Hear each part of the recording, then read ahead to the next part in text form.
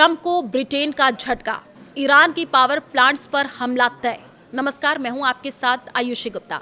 देखिए, ईरान के साथ चल रहे युद्ध अप्रैल 2026 के बीच अमेरिकी राष्ट्रपति डोनाल्ड ट्रंप और ब्रिटेन के प्रधानमंत्री कीर स्टारमर के संबंधों में भारी तनाव पैदा हो गया है, जिसे ट्रंप को ब्रिटेन का झटका कहा जा रहा है। ब्रिटिश प्रधानमंत्री कीर स्टारमर ने स्पष्ट कर दिया है कि ब्रिटेन ईरान युद्ध में अमेरिका और इजरायल के साथ शामिल नहीं होगा। स्टारमर ने कहा कि वो केवल ब्रिटिश राष्ट्रीय हित में निर्णय लेंगे, न कि किसी बाहरी दबाव में।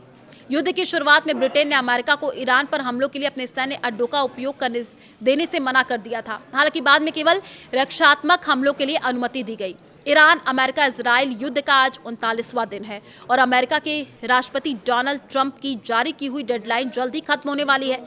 ट्रंप ने ईरान को मंगलवार रात 8 बजे भारतीय समय अनुसार बुधवार सुबह 5:30 बजे तक की डेडलाइन दी है और धमकी दी है कि अगर डेडलाइन खत्म होने से पहले ईरान ने हॉर्मुज स्ट्रेट को खोलने और युद्ध खत्म करने के लिए सीज फायर समझौता मानने पर ग्रीन सिग्नल नहीं दिया तो ईरान के पावर प्लांट्स और पुलों को तबाह कर दिया जाएगा। ईरान ने सीज फायर प्रस्ताव को ठुकरा दिया है।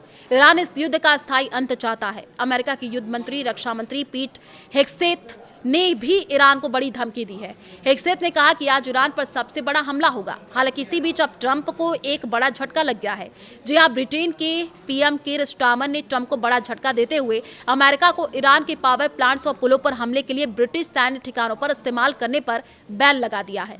ब्रिटिश पीएम ने यह साफ कर दिया है कि उनके देश की रॉयल एयरफोर्स जो है ठिकानों का इस्तेमाल सिर्फ रक्षात्मक उद्देश्यों के लिए ही सीमित रहेगा और ईरान में नागरिक बुनियादी ढांचे पर हमलों के लिए अमेरिका को इन ठिकानों पर इस्तेमाल करने की अनुमति नहीं दी जाएगी। इसी बीच ट्रंप एक बार फिर नाटो पर भड़के हुए हैं।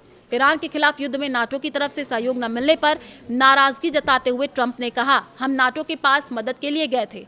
हमने ज्यादा जोर देकर के मदद नहीं मांगी, सिर्फ इतना ही कहा कि अगर आप हमारी मदद करते तो काफी अच्छा होगा।